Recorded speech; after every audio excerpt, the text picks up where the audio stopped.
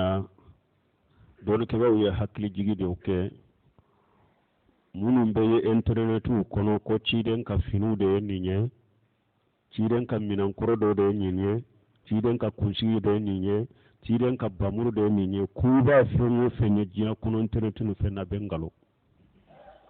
sanadu ni delela tasila ciden ka fuite akan minan shite ko odone de jina kono sisa ko ninye ciden ka minan kuro lendo yo ko te o sanadu tigara o dila o tigara o teyroshi shini ni do internetu kono be finu do bo ciden ka finu kuro ko ciden ka finu ube minan do bo ka bamuru bo abengalo sanadu shite della shite mo bolo konni fen masina fule ko ciden de tado ka kor ciden ka korle do ne do te mo ko fam do bora la ambora la yen nyin kalimin ke ko do ko ni mo mi sitra yirela ko dabali yimina ko kan ka boni sura minye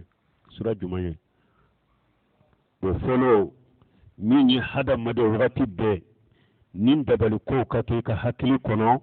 nin shikaw ka kan hakili kono dabali la de mu'mini nyuman ki yire kono sama suna be ika aqida aba na gashi bolo de abe defo de ka aqida la ki aqida na gashi bolo o hada madin kelen mu'mini ka ko bedda ala de ka dankan yati bolo fengo fenna kana shika dabari la de kana shika basur karsa de ninke mu'mini nyuma silama nyuma i hakali bonni mbeka iki ka koda alaka innahu laysa sultanuhu ala alladhina amanu wa ala rabbihim yatawakkaluna ala ko shirati shaytani bolo kata mugoma mugo ni mu'minu de nuhu ka ko bedda alaka shirati shaytani bolo kata wulutiguma inna sultanuhu ala alladhina yatawallawnahu walladhina hum bihi mushrikun ciden wa shaytani kasira be kata mugo de ma mu'minun be shaytani bishi nyogonya nu be shaytani kola annu ye shaytani fara alaka shaytani ka jugu ni shaytani mugo yere de min nya fara alaka de min dalin bala de ni nyembe nya ka ko bisara shaytani ka jugu wulu yere de ma ka teme beka mi mu'minu numa ika ko dalin be alaka siratu shaytani bolokata ema وما هو بدارين به من أحد إلا بإذن الله تمام لا يريد دبل كراو في سورة البقرة كنو أقول تسكا مغشي تورو نيني على دم جناي نيني على دم الله تيجي تسكا مغشي تورو donc mu'mini tawhidi tigi ihakili bugu okosuka ni ko min emina dro ala adawa ajate mina dro ala kala tigi do ala kala jarabi do ala ka bana do do ibe yere furakani ni fura daga le yo chomi iko ke me wakati be dabaliko wakati be shika yere la wakati be shika ni be dabalila tawhidin nagasilen de bo la se mogoma mogomin ka tawhidin nagasilen de o de be walla se o mogo suguma I hakili bo ko suguka o ni dankan ya soro ko min na kone ko nin ko min fule ni nyen dabalira dabali benna donc ibe yere salo no qur'an aya minun nana ibe yere salo no ye ka qur'ana yere salo no qur'ana ya ube ka qur'ana ya kala jika kami ube cide nya hadisa sahalle munun nati kiti yere salo no ye ube ko kala jela ti yere furake no ye ibe yere furake no ye ube ye be tawhidi tigi min do ni abisira alanye tawhidi tigi de do ibe tafe abisaka qur'ana kala min ki ka ube abisaka ciden ka do munun ki ka ki salo nae ube abisaka kala min ki jila ka dima ibe yere furake no ye mais ate daga nusura kata dabali be yere la ni dabali wore o ye haramu de parce que do fule ni sikara ko dabali du soro ube ta burusu de la sisa somo domo muri ganang kata dabali kala do fe ko aka dabali boyla cide nyinin karanni na ko min amali shaytan ako shaytane barade ate daga hari ni dabali do yimina kata anyogona dabali kala fe ko aka dabali boyla waye haramu ye shaytan baro te daga ye ibi yire furakani alaka qur'ana ayaude ani ciden ka do sahalew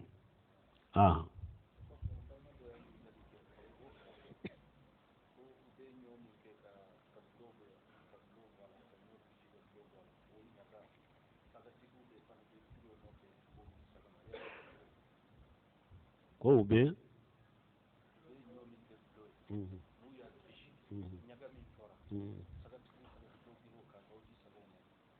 bo ko ube nyomi ndila ka ke doloye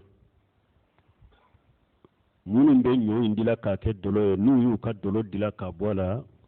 ɲɔ in fana ɲaga min bɛ to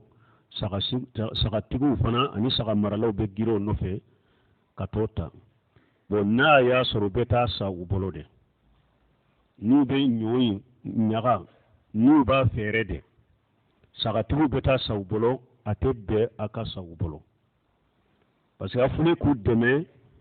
ewa baara jugu de la a b'a ka wari min d'u ma n'a taara ɲɔ ewa ɲaga sa u bolo u bɛ o wari de kɛ ka ɲɔ wɛrɛw sa ka dolo dilan n'a ye aw bɛ don aya kɔnɔ wala taawanu alal birri wa taqwa wala taawanu alal ismi wal udwan a kana ɲɔgɔn dɛmɛ junubu ni yaada la n'u b'a fɛɛrɛ de a kana taa sa u bolo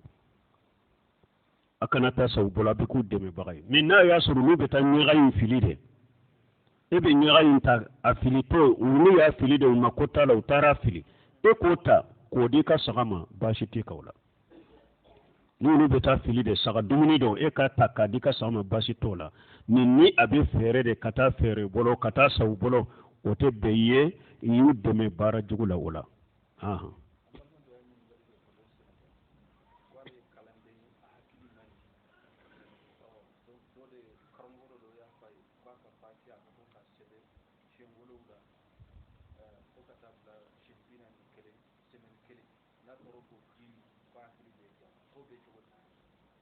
bon ko balima dɔ ɲininkali kɛ ka bɔ Senegali ko dɔ de don kalanden dɔ de la ko ale ka hakili a ka gɛlɛn bon ko dɔ y'a fɔ a ye ko ale ka fatiha sɛbɛn siɲɛ 7 k'a kɛ cogo di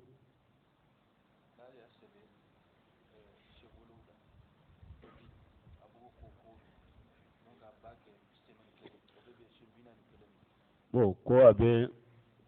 kurana suratul fatiha sɛbɛn siɲɛ 7 k'a min ma dɔgɔkun kɔnɔ dɔrɔn a k'a sɛbɛn k'a min siɲɛ 41 a bɛ komi ni ɲininkara Dawudabu i b'a sɔrɔ ɲininkali a b'u lamɛn cogo min bɔra ɲɔgɔn kɔrɔ u bolo sinon min ɲininkara Dawudabu donc min ye nin ye lesiri tɛ nin na diina la lesiri tɛ nin na diina la suratul fatiha nana de a ka kala salli de kɔnɔ ou bien k'a kala i yɛrɛ ka a k'i dusukun a kalan bɛ kɛ sababu ka dusukun furakɛ ou bien farikɔrɔbanaw kuranna fura min nana wa shifa'u lima fi suduri kuranna yɔrɔfɔrɔfɔrɔ min ni kuranna nana ka furakɛ o ye ka dusukun de furakɛ ka fulankafoya in bɔ a la ka munafiqiyaw bɔ a la ka hasidaw bɔ a la ka besenkɔniyaw bɔ a la kuranna fura yɛrɛ hakika ye nin de mais dɔnnibagaw ko a tɛ bali kuranna bɛ se ka farikɔrɔ fara kɛnɛmana furakɛ komi ciden ka sɛbɛnw Abasidu Kuduri delila ka don salon ni suratul fatiha ni kifin dɔ y'a ki baga in y'a bila mais kuranna a ma sabati ko a bɛ hakili diya ka sababu k'a min ko bɛ hakili diya a ye a nana de ka dusukun de furakɛ ou bien farikɔrɔbana a b'o furakɛ mais k'a kɛ hakili diya nasi ye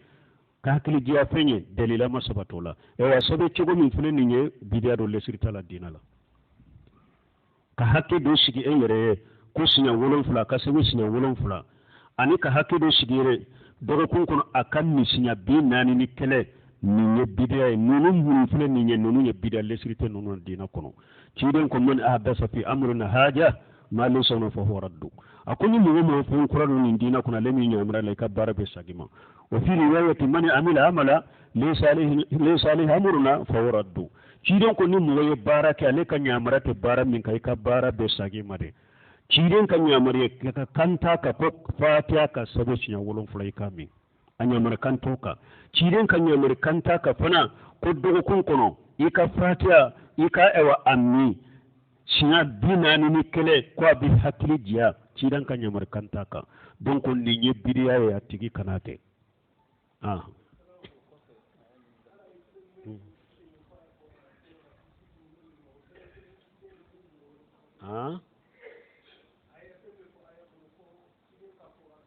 qul ya rabbi jidni ilma ibe duwawu de ke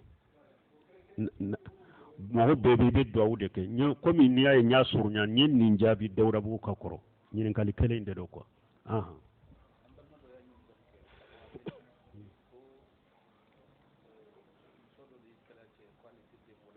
ah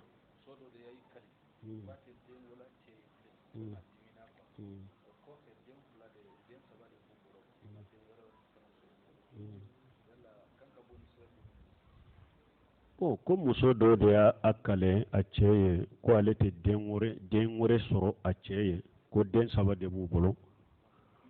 ko o kɔfɛ maana a bɛ komi a nimisara u b'a kɛ cogo min a bɛ kalili kafara de bɔ a ka kalili kafara bɔ a ka den sɔrɔ a cɛ ye furu kun yɛrɛ den sɔrɔ de ciden ko tajawwadu alwadudu alwaludu inni mukasir bikum al-anbiya a ko n'a bɛ furu muso minnu ka d'aw ye a ye olu de furu ani muso minnu bɛ den caman wolo a ye olu de furu kiyama don ne bɛ caya ɲini aw ye nabi ɲumanw tɔgɔ kan riwaya dɔra mantonw tɔgɔ kan donc furu kun ye den sɔrɔ de ciden ka mantonw ka caya o ye manton ma bonya ni kɔrɔta de mantonw ka caya o ye manton ma bonya ni kɔrɔta de donc an ka caya de a ye min kalili min kɛ ko ale tɛ den wɛrɛ sɔrɔ a ka kalili kafara bɔ a ka den wɛrɛ sɔrɔ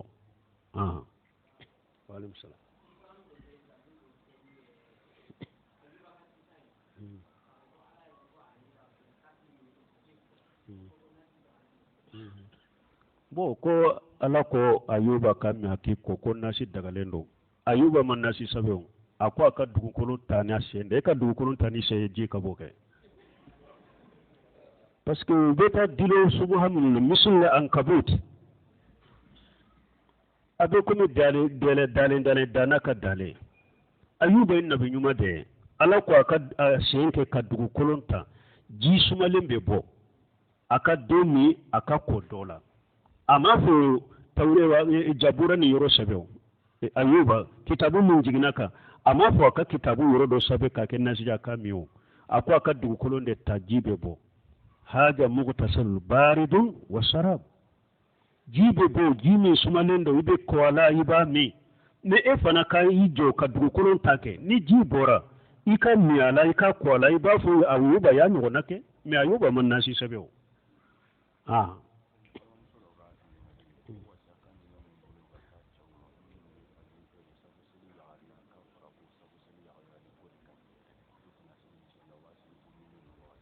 bon ko muso dɔ ka ɲininkali an bɛ bilasirali jumɛn kɛ cɛw ye minnu bɛ safo sali yagaruya u tɛna sali jama la ko safo sali yagaruyali de ka ɲi a tigi ye ciden ka hadisa faamu kataw kan ciden ko safo ka yagaruya ka don sufira la ka ɲi ni misiri jama de bɛnna la ka wagati yagaruya laɲini b'o de kan ni misiri de ye eri bila a ka don su kɔnɔna la ka wagati yagaruya jama ka sali wagati yagaruya in na u ka wagati ka don su kɔnɔna la misiri jama bɛɛ ka sali ɲɔgɔn fɛ ciden kan bɔ o de ma mais dɔɔnikɛlaw ko ni e ye mɔgɔ kelen de e bɛ ka so kɔnɔ ni misiri jama bɛ sali wagati min tan ka bɛ safo wagati kɔnɔna la jaa ko a ta sali misiri de la ni kelen salira ni ye wagati yagaruya pour e kelen ka sali wagati yagarolin na i ye jama sali to ye junubu bɛ sabi ye laɲini bɛ misiri jama de ma ni misiri jama de ye misiri de ye saliw yagaruya misiriw de ye sali yagaruya ka safo salu yagaruya ka don su kɔnɔna na laɲini b'o o de kan hadisa in fasamantɛ b'o o de kan mais ni e kelen bɛ so kɔnɔ dɛ a tɛ daga e i ka jama sali bila ko bɛ ya wagati yagaruya ko i bɛ sali ka so kɔnɔ n'i y'o kɛ jama sali wajibi y'o to o junubu bɛ sabi ye o tɛ bɛn ye na sali misiri ya tant que u bɛ sali safo wagati kɔnɔ ni muso min kɔni ye muso de jama sali ma wajibi ale kan ni ale ko a b'a ka wagati bila ka wagati yagaruya wa su kɔnɔna la n'a bɛ da a ka sali baasi tɛ ale kan parce que jama sali ma wajibi e kan mais e cɛ wajibi don e kan e ka na sali misiri de la jama nɔfɛ mɔgɔ tɛ se ka ne tɛ o hakɛ dɔn den kɔni ka hakɛ bɛ a masa ka hakɛ bɛ den kan komi bangebaga hakɛ jumɛn b'a den kan denka hakke jolibe bange baga hakke jolibe denka hakke jolibe bange baga ka awon ne peso ko jate do ka fo parce que min ye bange baga bato ala ko bil walideni ihsana ma jate fo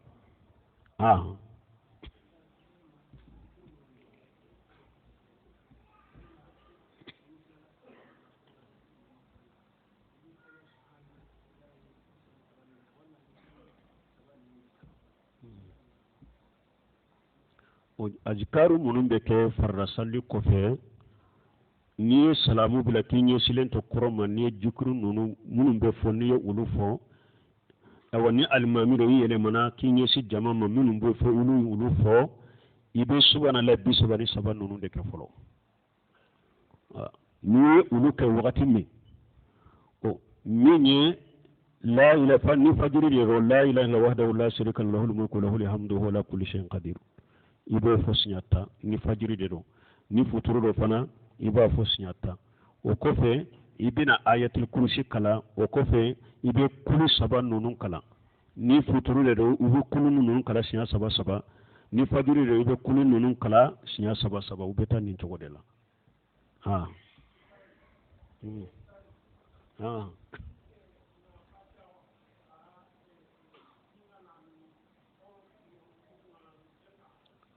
anyo de fo anko ka ewa qur'ana kala jila kami bashi tola ni kono dimi bila ni eye fatiha kala jila kami bashi tola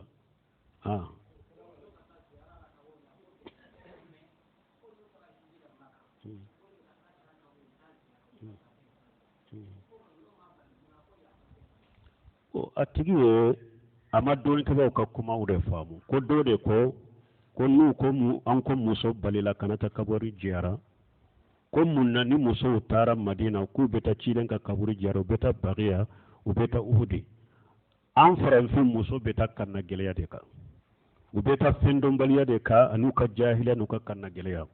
doni ka banyuma ye hiju kitabu dila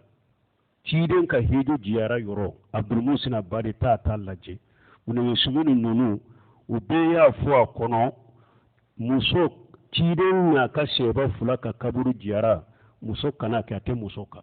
bariya jiara ate muso ka uhudi jiara ate muso ka muso te kaburu jiara be ninde fo ewa hiju wakati fana ni tala ni be arabu kamme i sigira u ka doni ke baga ukoro parce que saudi ka doni ke baga ufule ni hiju wakati nana alimura wakati nana bu ka derisu be yele mat tauhidi de tauhidi foli ani sunna foli ani bidiya kala gosi ani alimura chogo ani hiju chogo uka ulama ubafu ka fatawa ubafu ka dirsula ka fu minni kaburu saba nye kaburu yoro saba musamman kata kaburu jarada musamman nyin karal liqa babul maftu muso kata cidan ka kaburu jara ako dole ka bawo doko muso kata kaburu jara ubeta cidan na ka sheba fulaka kaburu jara mu yafo ka damunka ko paske mu be do yoromi ko te cidan ka kaburu koy ma se ciden ka kaburu na be koy be misiri de kono ko parce que ciden na ka seba fula ka kaburu be yoromi ko saba de korilembo la folo o be yoromi ani wo fule yoromi ni aw be joye ka salamu bulu kajja nyogonya ko saba de korilemba la ye amba yeso to ka e wa boy fana ko faralembo ka kana misiri la wiye ko munjo kana fu misiri la ka wobo minna ko fuanse ja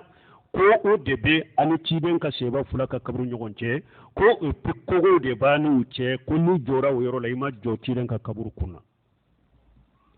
ko o lai kana tajia ko har ni tara jo yoro la ko jiara ko basite muso ka kata yoro la ko pasike ciden ka kaburu te ani ciden na ka seba ka kaburu kaja e pikko joli de bo ani ache donc ko ete kaburu la yoro la har munu yalla daga ya bila nin kande ka ne bulu suminu ko na tabe muso ka yoro imbilai kana sheyere de ako na tabe ako min kani min yenyi mai min ka kene muso kana sheyere de ko ibeta kaburu jara in kama ko hari ni te kaburu yoro la ako ni be e konontara kaburu de jara wode ti bolowa ako kana sheyere de wode kuma sale muso kana ta cide na ka shebo kaburu jara muso kana ta bagiya muso kana ta uhudi nin de be doni ke baw ka kitabu kono nin de bu ka fatawa kono an muso munun beta famu baliya de bu lata parce que be do bolo ne kata maka ne kata madina ne ma se ciden ka kabuna na munna ko la ne nana munna bo de fo ka soro madina te hiju programme yere la madina te hiju bara yere la pe mo be se ka tay ka hiju ke maka kana foi to ka hiju la saharari ni ma se madina madina tali kunye munye ciden ka hadisa kele na ko ni sallira alikaba kono abe komi farda ba keme misiru tola ni salla farda kele ni ya salla alika misiri kono abe komi farda ba kele misiru tola donc ibeta nin fasamantere kama madina madina ta be beta ciren ka misiri de fasamantiya kama imam na malik rahimahullah ako ale ba ko adusukun kono mogo ka fo ko ne beta madina beta ciren ka kabri jiyara ko ale bo ko fo dala yere ki kan madina ta kunke kun beta ciren ka kabri be jiyara imam na malik ko abu ale bo foto ko itita kabru nunun kama de madina ta nimbe ka beke ciren ka misiri de kama araka ewa farda kele abe komi ba kele misiru tola mogo beta nin fasamanta de kama mais kaburu nte de donc kuma sahale ate daga madina muso tara hiju la ni ba fi ka hiju nyuman soro hajjul mabrur kana se cide na ka seba fula ka kaburu ma kana to se bariya ma kubita jara kana ta uhudi se do sunu no kubitu jara do ku yu kan nola ala ba la suma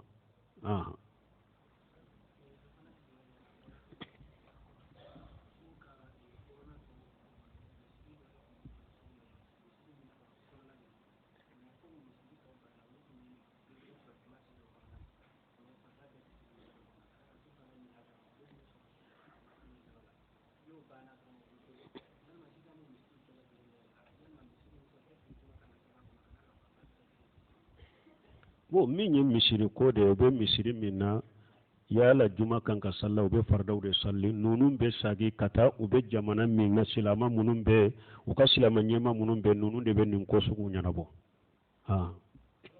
wa alaikum salam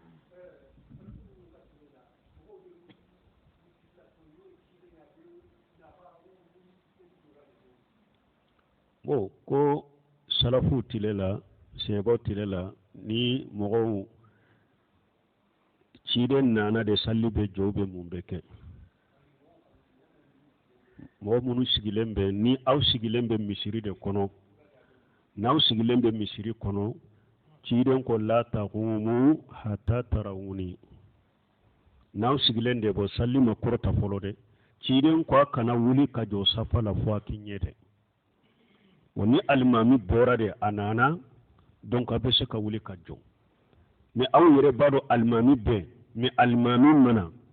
mogo ka wuli ka jo ka almami makono fo akana salli ka korota aw jolendo almami battume ka wula salli wote sunnay ni almami koni be ni almami ma wuli ube ni almami ka yoro ni misiri kasuru abebe sigilende be to ni almami wuli lare ube ni almami nana abe wuli ka jo safala ciden ko la taqumu hatta tarawuni mais imamu na maliki kuma na min ka kubi kaswala wayede misali la almami sigilen be salli korta bagaye salli korta damina ube almami yere nana aw sigilendo salli korta bagaye salli korta damina yala ni salli korta damina na de doro aka wuli wa ube na kera asera qad qamatu salati qad qamat sato aka wuli maliki konni yoro de la ko abaswala ko parce que mogo te kelenye wuli chokola doka giri kateme doka wulili ka nogo doma kateme doka oyede almami be misiri kono salli korotara yala ni salli korota damina ne de tando wuli ube na sera kad gamatu sala ako ibi shwala ni yoro de la donc nunu be bonni gon koro ni togo de la mais na ya sura almami kono te misiri kono benade ube asigilendo la takhfa ciden ko la taqumu hatta tarawuni ni almami mana da ya wuli ka jo ni almami mana asigilen ka to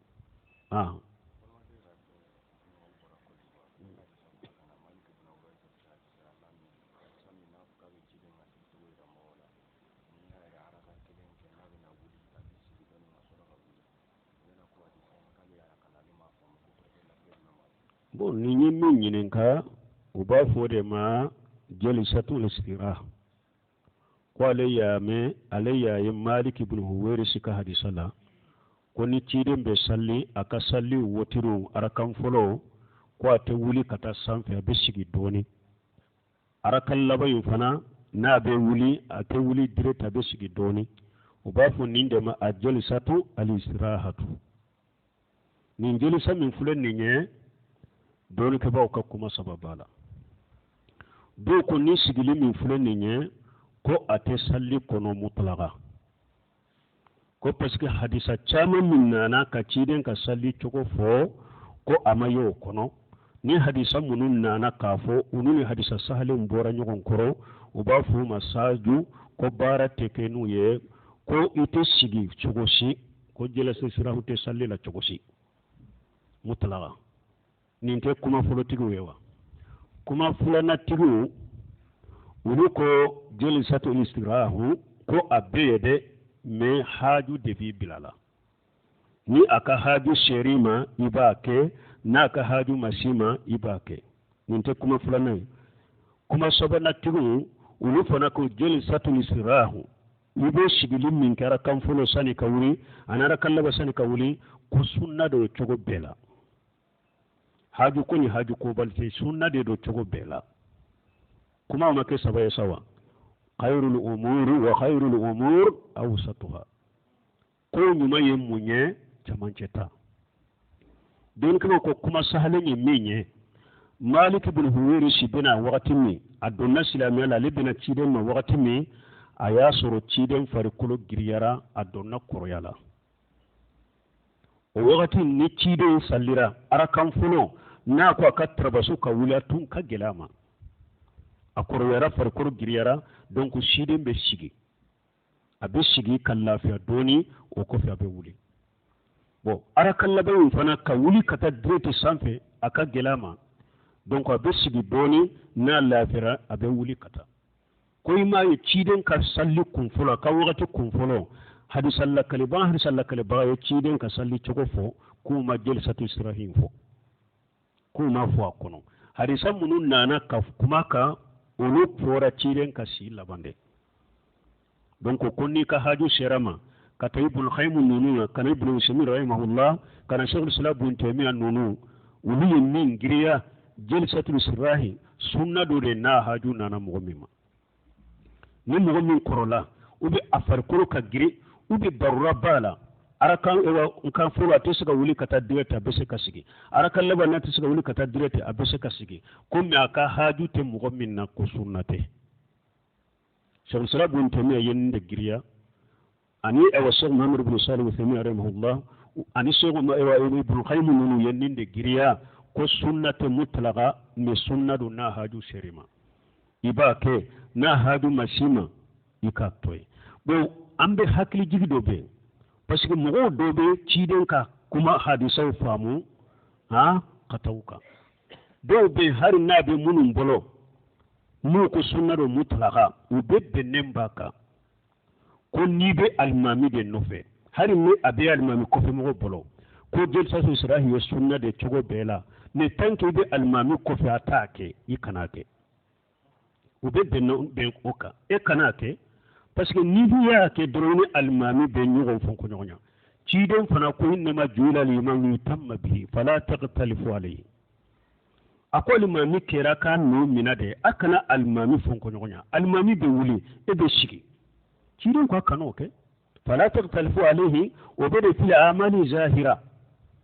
bayra bangalin mun ni almami bu kan nyogo fi kana almami fonko nyonya wala